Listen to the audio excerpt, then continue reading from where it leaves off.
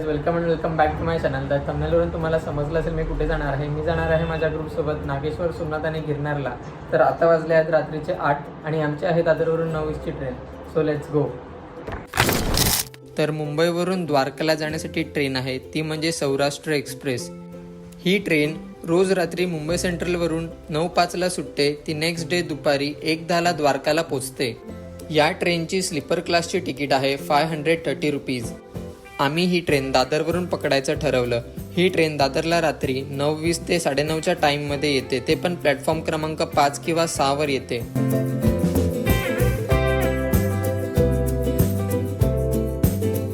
Finally 17 तासाच्या प्रवासानंतर आम्ही येऊन पोचलो द्वारका रेल्वे स्टेशनवर. आता आमचा मेन टास्क होता ते म्हणजे द्वारकाधीश टेम्पल जवळ रूम शोधायचे. स्टेशनच्या बाहेर आल्यावरच तुम्हाला काही ऑटोवाले दिसतील, ते तुम्हाला मंदिराजवळ रूम शोधण्यासाठी हेल्प करतात. तर ऑटोचे चार्जेस आहे 150 रुपीज आणि आमच्या डे 1च्या स्टेचा चार्ज झाला 2200 रुपीज. आणि आम्ही फ्रेश होऊन निघालो द्वारकाधीश टेम्पल एक्सप्लोर करायला आणि नियर बाय काही स्पॉट्स.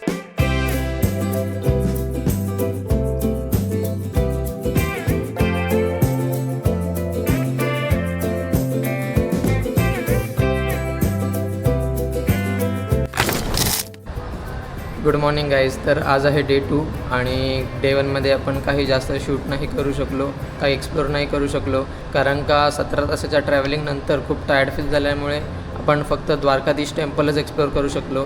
तर आज डे 2मध्ये आपण काही द्वारकातले मेन स्पॉट एक्सप्लोर करणार आहोत आणि प्लस नागेश्वर ज्योतिर्लिंगही एक्सप्लोर करणार आहोत. चला तर मग रेडी होतो आणि मग आपण एक्सप्लोर करूया. तर आम्ही द्वारकातील काही मेन स्पॉट एक्सप्लोर करायचं ठरवले, ते म्हणजे रुक्मिणी टेम्पल, बेट द्वारका, गोपी तलाव, नागेश्वर ज्योतिर्लिंग, बडकेश्वर टेम्पल, गोमती घाट. आणि हे स्पॉट फिरण्यासाठी आम्ही ऑटोवाल्याला चार्ज केले 2000 रुपीज. इफ तुमच्याकडे टाईम असेल तर तुम्ही शिवराजपूर बीच किंवा अजून काही स्पॉट एक्सप्लोर करू शकता.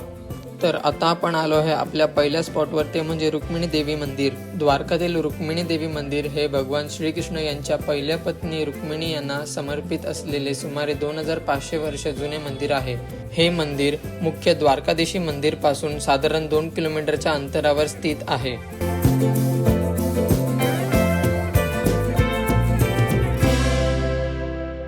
तर आता आपण जाणार आहे आपल्या सेकंड स्पॉटकडे, ते म्हणजे बेट द्वारका.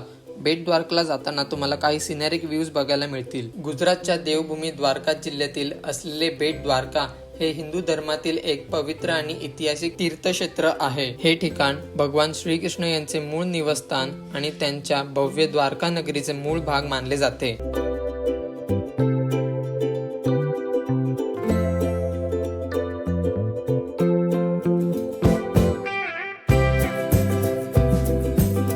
आता आपण पोहोचलो आहे आपल्या सेकंड स्पॉटवर, ते म्हणजे बेट द्वारका मंदिर. बेट द्वारका मंदिर हे गुजरातच्या किनारपट्टीवरील एक पवित्र तीर्थक्षेत्र आहे, जिथे भगवान श्रीकृष्णाने त्यांचे मुख्य राज्य चालवले होते.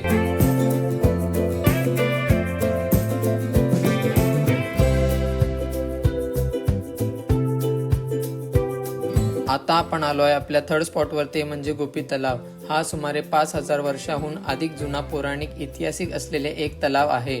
हा तलाव भगवान श्रीकृष्ण आणि वृंदावनातील गोपी यांच्यातील एक भक्तीचे प्रतीक आहे.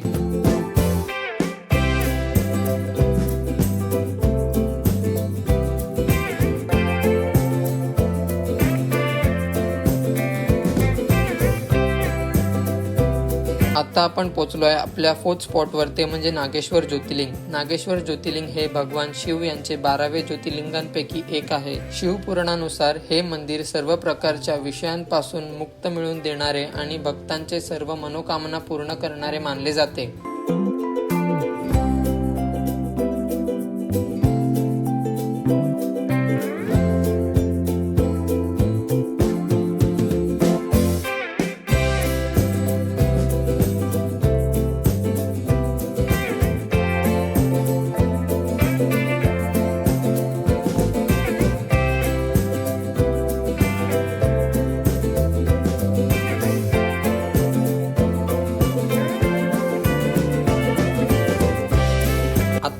जाणार आहे आपल्या 5th स्पॉटकडे, ते म्हणजे बडकेश्वर महादेव टेम्पल. द्वारका येथील अरबी समुद्रात वसलेले बडकेश्वर महादेव मंदिर हे सुमारे 5000 वर्ष जुने आणि स्वयंभू शिवलिंग असलेले एक पवित्र तीर्थक्षेत्र आहे. हे मंदिर समुद्राच्या लाटांशी जोडलेल्या अद्भुत निसर्ग सौंदर्यासाठी आणि इतिहासासाठी प्रसिद्ध आहे. आता आपण आलोय आपल्या लास्ट लोकेशनवर, ते म्हणजे गोमती घाट.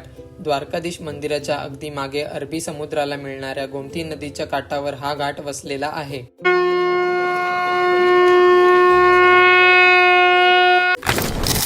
हे स्पॉट एक्सप्लोर करून झाल्याच्या नंतर आम्ही त्याच रात्री निघालो सोमनाथ ज्योतिर्लिंगसाठी. तर द्वारकावरून सोमनाथला जाण्यासाठी ट्रेन आहे, ती म्हणजे ओका एक्सप्रेस. ही ट्रेन रोज रात्री द्वारका स्टेशनला 8:45 येते. ते नेक्स्ट डे सकाळी 5:15 वेरावळ रेल्वे स्टेशनवर पोहोचते. ट्रेनच्या स्लीपर क्लासची तिकीट आहे 265 रुपीज. ट्रेन लेट असल्यामुळे आम्ही पोहोचलो वेरावळ रेल्वे स्टेशनला सकाळी 5:45ला.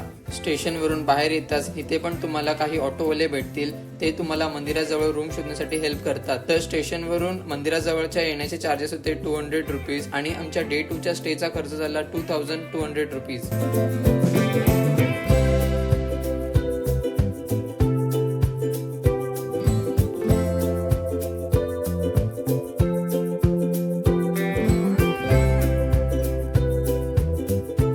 आम्ही फ्रेश होऊन निघालो सोमनाथ ज्योतिर्लिंगचे दर्शन घेण्यासाठी.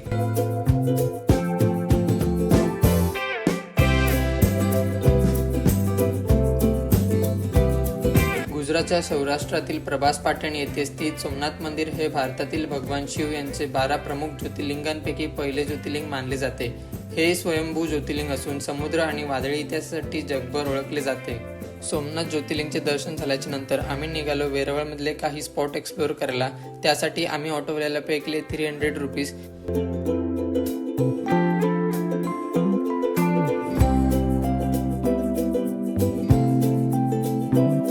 आपण आलो आहे आपल्या पहिल्या स्पॉटवर, ते म्हणजे रोटलेश्वर महादेव टेम्पल.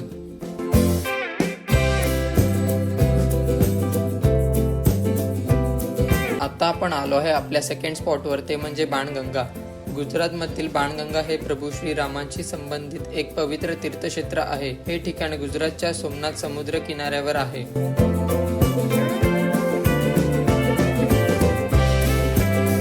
आता आपण जाणार आहे आपल्या थर्ड स्पॉटकडे, ते म्हणजे बलका तीर्थ. गुजरातच्या सोमनाथ मंदिरापासून सुमारे 5 किलोमीटर अंतरावर असलेले बलका तीर्थ हे हिंदू धर्मातील एक ऐतिहासिक तीर्थक्षेत्र आहे. हे तेच स्थान आहे जिथे भगवान श्रीकृष्णाने आपले अवतार संपवून वैकुंठ जाण्यापूर्वी देह त्याग केला होता.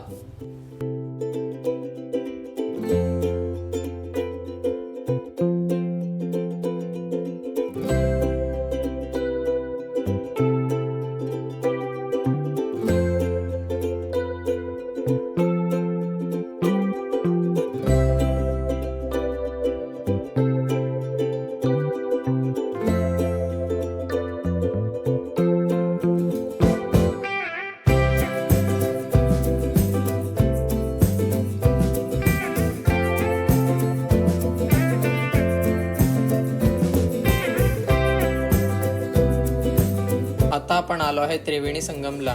त्रिवेणी संगम हे हिरण, कपिला आणि सरस्वती या 3 नद्यांचे पवित्र मिलनस्थान आहे. हिंदू धर्मात या स्थानाला पवित्र मानले जाते, जिथे नद्या अरबी समुद्राला मिळतात. हे ठिकाण सोमनाथ मंदिराच्या अगदी जवळ आहे. आता आपण आलो आहे सोमनाथच्या राम मंदिरात.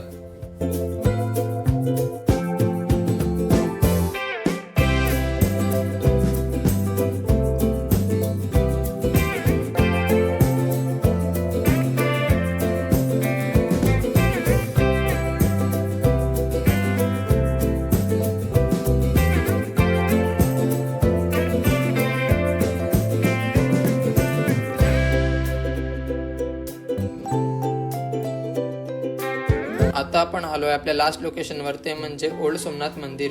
ओल्ड सोमनाथ मंदिर हे 18व्या शतकातील राणी अहिल्याबाई होळकर यांनी बांधले होते. हे ऐतिहासिक मंदिर मुख्य सोमनाथ ज्योतिर्लिंग मंदिराच्या समोर आहे आणि वारंवार झालेल्या आक्रमणानंतर हिंदू भाविकांसाठी पूजा आणि भक्तीची परंपरा चालू ठेवण्यात ते मुख्य केंद्र होते.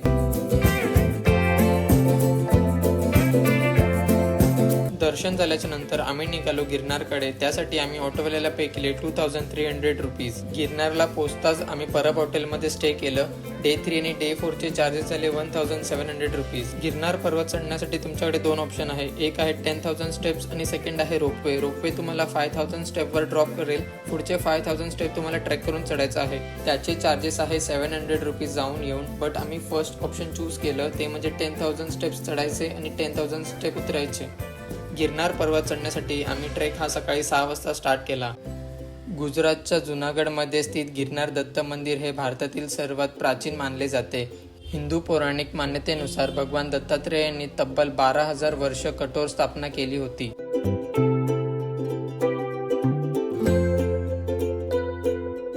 फायनली 3.5 तासाच्या नंतर आम्ही पोहोचलो आमच्या फायनल डेस्टिनेशनवर, ते म्हणजे दत्त मंदिराच्या इथे.